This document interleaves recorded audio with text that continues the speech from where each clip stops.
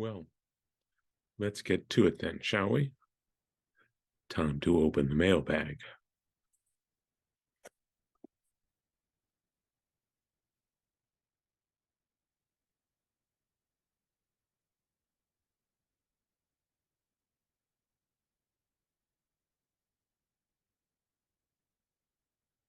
A Mr. Richard Fader from Fort Lee, New Jersey, writes in and asks, "Hey, Lawrence M. Schoen, what's going on with these videos? Why isn't this a reading? Why are you looking at me like you're having a conversation instead of performing at a convention?" Well, Mr. Fader had many more questions, elaborations, drilling down into that basic question of what's going on with these videos. And I'm just going to cut to the chase with that. For years now, every month, as part of my Patreon rewards for supporters at the $5 or more a month level, I've been recording and eventually posting to my YouTube page readings from my fiction. And as I was looking over these, trying to decide what to post for this month, it being late November,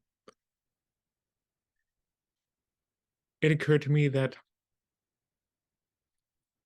I'm not a professional reader, and I'm not a professional recorder either. And while I think I do a decent enough job, I don't have the time or the hardware for the kind of production values I would like.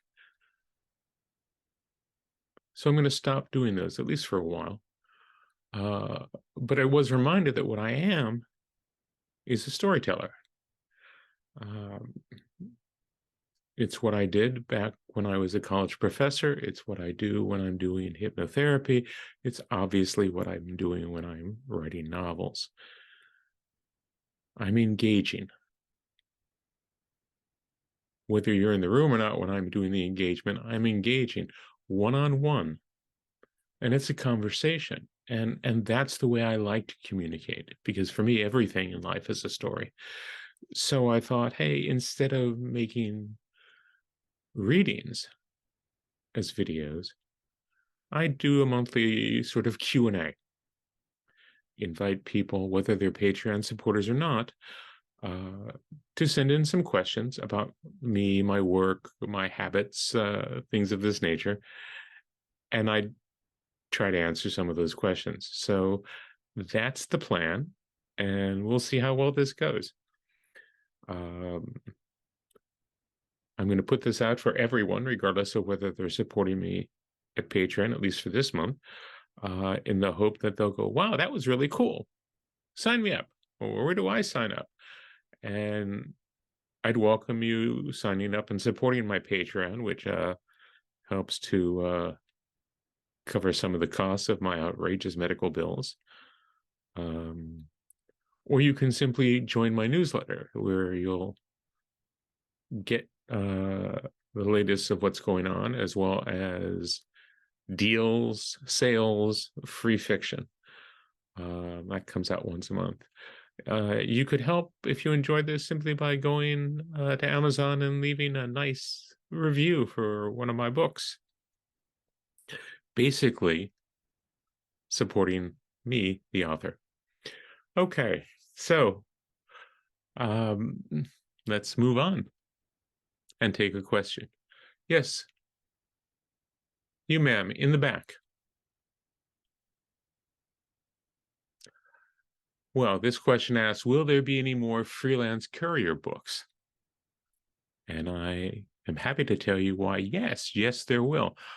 From the very beginning, I had planned to write 9 of them, with an overall arc of 3 books, or making up a set, and 3 separate sets. The first third are done. The next books, books 4 through 6, adds in Jill's great niece, Bethany, who you've seen in other places, particularly a couple of the Amazing Conroy novellas. The idea here is the first three books have an underlying theme, which was revealed in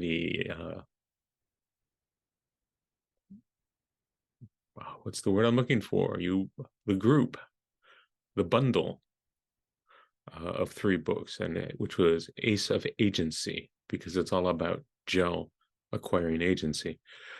There'll be a theme for books 4 through 6 as we add Bethany to the mix.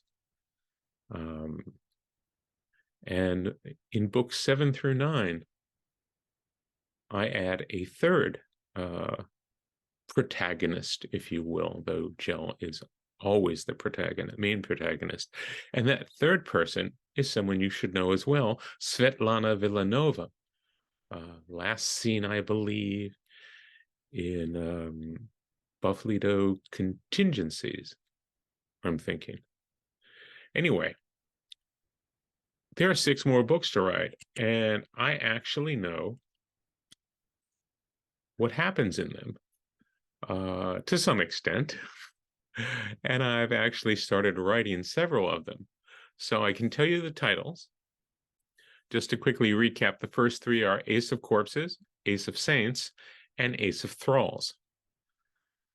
And each, I love each of them for different reasons. I was recently reviewing Ace of Thralls, and I like writing things where everything you know is wrong. And certainly Ace of Thralls does that for what we know about the Clarksons. So the next 3 books are Ace of Pirates, Ace of Puppies, and Ace of Oceans. And right now I've got about 10% written of both Ace of Pirates and Ace of Puppies. And my notes tell me that Pirates is the 4th book, Puppies is the 5th, but that keeps changing. So we'll know for sure when book 4 comes out. When is book 4 coming out, you ask? I would think certainly not in 2023, but I would hope for at least one of the next books to come out in 2024. Books 7 through 9 are Ace of Ambiguity, Ace of Fish Poets, and Ace of Spaces. And I haven't written much of any of that, barely any notes at all, except the big reveal at the end of book 9 is going to blow you away. And it changes everything again. And it's going to make me very happy. And I think it will make you happy as well. Okay. Anybody else have any questions? So the question is, how did I spend my Thanksgiving? You know, I don't want to use this space to talk much about my health, but I will say, you know, I'm in a long recovery phase. It'll probably take 6 to another 12 months. And until then, every day is a crapshoot, particularly in terms of digestion. As my body changes and adapts and recovers, there are all kinds of things that it says, you can't eat that anymore. And if you try, I will punish you. And I'll spare you the details of what that punishment looks like, but it ain't pretty. So I was kind of queasy for a lot of Thanksgiving, and my appetite is often non-existent. But the one thing I always insist on for Thanksgiving is pie. There must be pie. So I had some pecan pie and some Cool Whip, as Rex Harrison would have us pronounce it. And I was feeling kind of logy in the morning. You know, honestly, I spent the morning working through uh, an epiphany that hit me because I started the morning, I get up at 6 a.m. I started the morning thinking, man, I'm tired of feeling bad. And I'm tired of the world being on fire. And I'm tired of friends who are having to deal with pain and suffering and loss. And then before this turned into complete maudlin self-pity, I had an epiphany. And it was an epiphany involving a reader magnet I'm working on for the Barsk universe, a story called The Panda's Dream. If you don't know what a reader magnet is, and you've ever been to a convention, you've probably seen them on freebie tables. To me, a reader magnet is a postcard with a beautiful piece of artwork, usually the cover of a book. And on the back are details about what that book is, and usually a link or QR code or both on how to get a free copy. And the idea is, hey, read this free book, become so enthralled and captivated and impressed by what the author has done that you'll go and buy the next book in the series. So lately, I've been trying to work smarter. I'm terrible at marketing, and I don't have the time for it. I'd like to spend my time writing. So how to come up with ways to let the work take care of itself and spread to other people. This video is one such example. Ideally, you'll see this video and you'll go, wow, Lawrence is a cool dude. Hey, let me tell my 20 closest friends about it, and they too can become fans of his work. But a reader magnet is the same sort of idea. And I thought, even though I don't have all that much control over the original two Barsk novels, I do want to send more people to them. So I'm writing this story, and I'm paying for some artwork, and I'm hoping this will be out in the world early in 2024, so you can read about the Panda's Dream. Just to give you a little bit more about what it is. There's a scene in book 2 that I'd forgotten I'd written, and it's Pislow telling a story to Joral's daughter, and it's a scary story.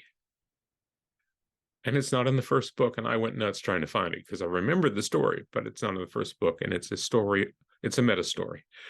So I decided to write that story, and it's about a panda up on the space station that orbits Barsk. Actually, it doesn't orbit, it's a fixed orbit. It's right up there above the equator. And he's been having nightmares for years. And the nightmares involve the brief span of time he was, in effect, babysitting young Pislow near the end of the first book. And it's really disturbing at times, because it's all in the panda's head. Well, the folks in the Alliance send a therapist in to help the panda. And the therapist, after some discussion in public fora, I decided to make a capybara. Because one, we haven't seen any capybaras yet in the Barsk universe, and two, they're so patient in nature, and they look like they're listening, and they're withholding judgment, and they're taking it all in. And I thought that was perfect for a therapist. So anyway, Thanksgiving morning, as I said, I had this epiphany, and I figured out how the story ends. And now I'm just cleaning things up and tightening it up and waiting to hear back from a new artist who I think is going to do an amazing cover. I'm very hopeful. So we have that to look forward to. and I'll be sharing more information of that as I have it, including the cover, and do a cover reveal. But before any of that happens, the goal here is to do a reader magnet. And I mention that again because the story will be completely free. It's the playground strategy. The first one's free. And then you'll go, wow, I need to read more Barsk. So when it's available, I'll list that probably here in a future Q&A. I'll put it up on my website. It'll be featured prominently in my Patreon posts. It will be featured prominently in my monthly newsletter. So you shouldn't miss it. And it'll be available. And I look forward to there being postcards for it very soon. Yes, the strangely dressed gentleman in the back there. You had a question. What's my fascination with the patois of Damon Runyon's characters? Well, I first played with that, let's call it a dialect, with a short story of mine, The Sky's the Limit, which appeared in a collection by, I think it was David Moles and Jay Lake, All-Star Zeppelin stories or some such. And I wrote a story about a card game on a blimp, on a Zeppelin. And I had a lot of fun with it. But it's an odd dialect to settle into. It takes a lot of effort, and it doesn't just click on and off. It changes the way you think. So even after I was finished writing, I needed an hour or more to get back into normal speech, as it were. And then, for those of you who don't recognize the name, or you recognize the name but can't quite place it, Damon Runyon was the author of, among other things, Guys and Dolls, which I think was just great. And there's one of the minor stories in there, subplots, is one of the protagonists is playing dice with a bad man. I think his name was Big Julie. And Big Julie has his own dice. In fact, Big Julie's dice are so special, and he's used them so much, that the spots have worn off.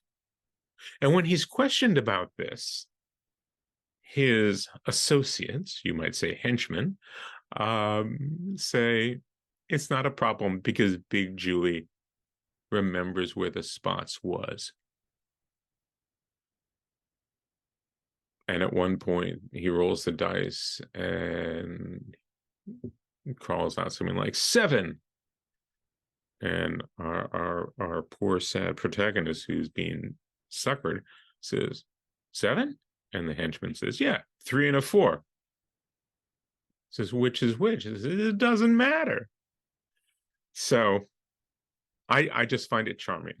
And then I discovered that Damon Runyon was born in Manhattan. He wrote about Manhattan in New York, Broadway. But he was born in Manhattan, Kansas, a very, very different place. And I know this because I did my doctoral work in Manhattan, Kansas. Manhattan, the Little Apple.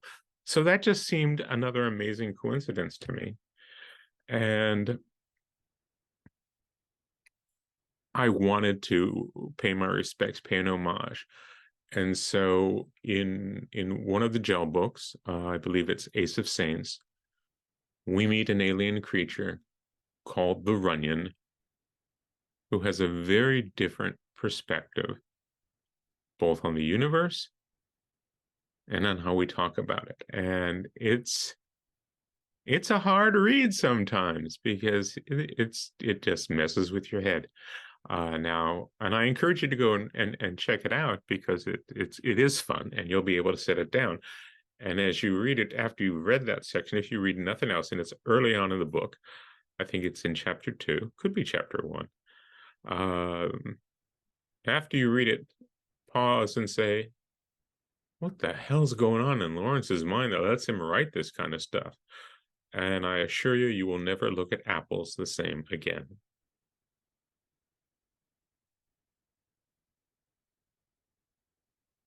Yes, another question. Oh, that's a good one. Uh, for those of you who can't hear my interlocutors, uh, this young woman asks, whatever happened to the dwarves of Gorsk Mountain? They were last seen in a short story called Chasing the Bear, uh, which included our hero Oxnard the Shaggy. Um, the dwarves of Gorsk Mountain are a bunch of dwarves who were descended from a different bunch of dwarves that fled Gorsk Mountain centuries earlier. And as happens, the king of those dwarves now, or now being contemporary to the whatever time the book is set in, I don't know the year. I don't know we ever find out what year.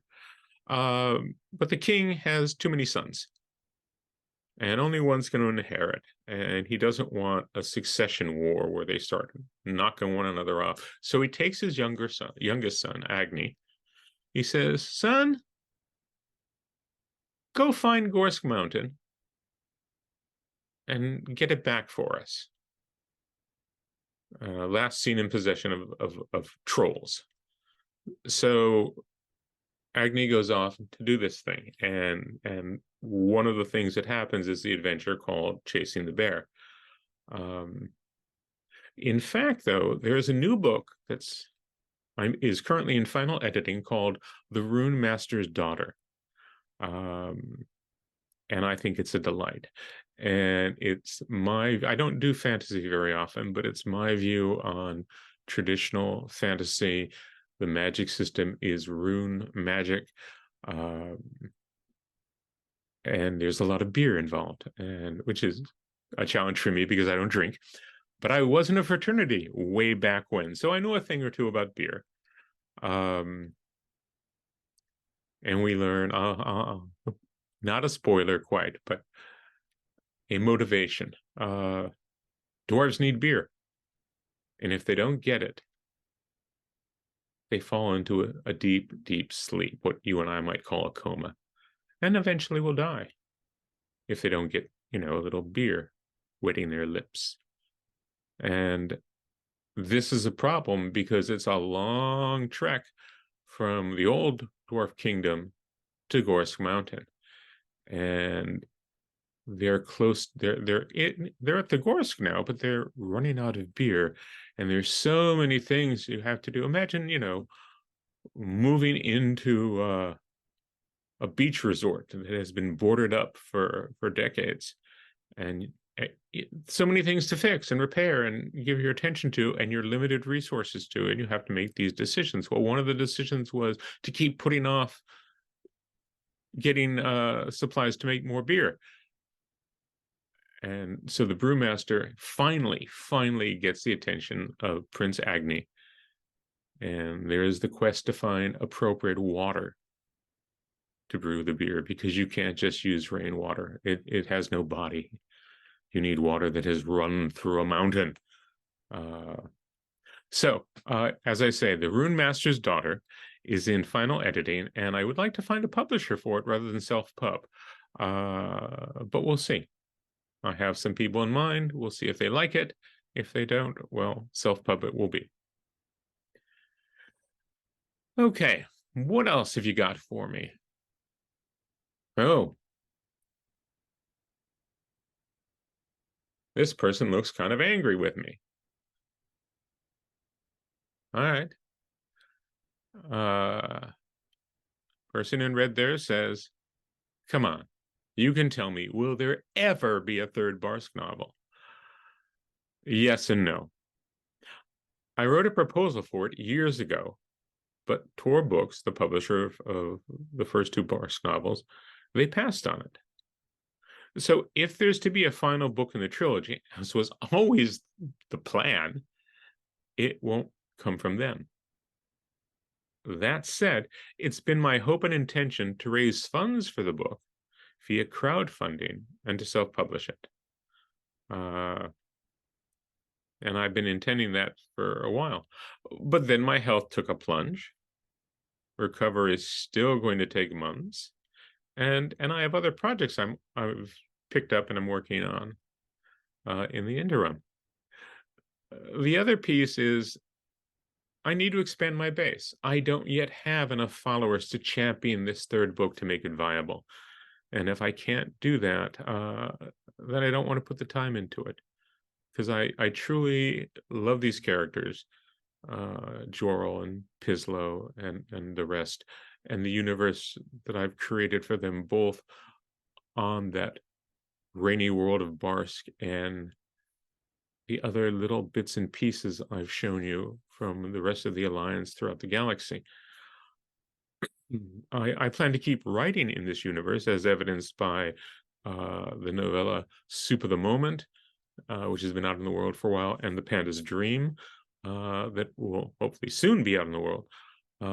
But novels, to succeed, I think I need people to find it. I need people to know about it. So I need to build up my base. I need more people to know about me. Recently, I licensed Soup of the Moment to a publisher in Scotland, and he was at a convention in the UK hand selling books from his table, and he said, "Don't take this the wrong way, Lawrence, but they don't know you here." You know, I think I have some reputation in the US, but my books are not well known in the UK. Well, that's unacceptable. So we need to improve that, and I need to become more visible. Some combination of more reviews, Patreon support, newsletter subscribers, online discussions from fans.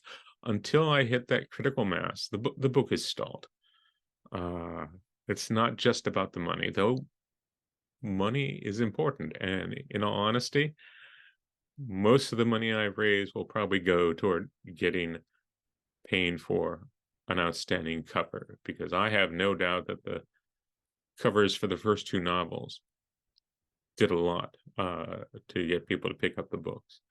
So those were done by brilliant artist Victor Ngai, and I doubt that I can afford her because I don't have towards budget, but we'll look into it when we're far enough along in terms of base. So oh, the other thing I can tell you about this and related to this is a couple things. One of the reasons I wrote Soup of the Moment is because it includes a plot device that I wanted for book 3. So I've always been planning to have book 3 come out. Those of you who read the first book carefully, at the end of, I think it's the second chapter, we catch the beginning of a bedtime story that Jorl is telling to young Pislow. And that bedtime story is the fictional version of the true, metafictional way, the true story of a font who could fly. And that's the story of Soup of the Moment. Also coming soon, a new book set between the first two novels, called Pislow's Limits, and I'm hoping that'll be done also in the first half of 2024. As Pislow, it's a series of, I think, 5 conversations with Jorl, as Pislow is trying to get a better feel for his abilities, grudgingly acknowledging, though not quite admitting, that his ability to see the future is not actually moons and clouds and trees talking to him. his powers came on at a very, very young age. Most precognitives in the Barsk universe have that happen, in late adolescence, like a mutant power in the Marvel universe. You hit puberty and, oh, force beams come out of your eyes. But Pislow doesn't recall a time when he didn't hear the world speaking to him. And that's just how his child's brain uh, made sense of it. So I have not forgotten about Barsk. I do want to write the third book. You've got a novella out there already. You've got a short story. It might be a novelette by now, I think. A reader magnet coming soon. You've got the next book, Pislow's Limits, coming in the next 6 months or so. And who knows what else, because I've got a whole universe to play with and more than 100 raised mammals. And I'm fascinated by it all. And I can tell you that the epiphany that I had on how to finish the panda's dream sets up other stories. So we will see more pandas. Because one of the questions that's raised in these books is, how do we reintegrate the font, both Elif and wow, I'm drawing a complete blank on the name of the other font species. Font. Let's just call them all font. Everybody else does. How to reintegrate the font with the rest of the Alliance. And we talk about this in book 2, The Moons of Barsk, and Jorl, as a new senator, takes it to the Alliance Senate, or to his mentor on the Alliance Senate, and realize there are some things that can't be reversed. And nobody wants the font. How do we get them back in amongst other races? Both for the benefit of the font on Barsk and for the benefit of those other races who have been denied interactions with the font. Well, the font don't leave Barsk, and nobody who's not a font is allowed to land on Barsk. And the end of the panda's dream sets in motion a way around that. So I'm excited about that. Okay. I know many of you have questions still, but this is a limited time, and I still need to process this raw footage and turn it into something that I can send out hopefully today. So we will do this again. Feel free to write in with specific questions from my books and stories, things you want to know about my characters, and anything else you want to know. And I'll do my best to answer those questions. Check out my Patreon. Sign up for my newsletter. Go leave reviews for my books. And we'll go from there.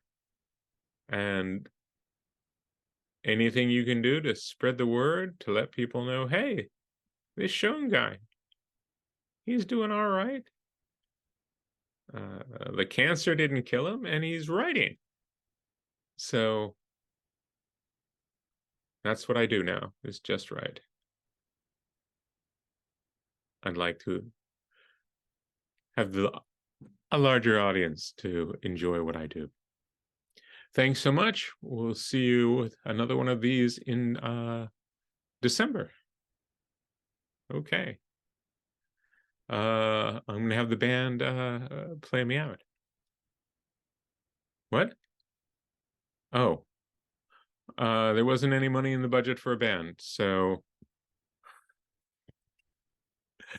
Oh, well. That's a wrap on November, and I'll check you out next month.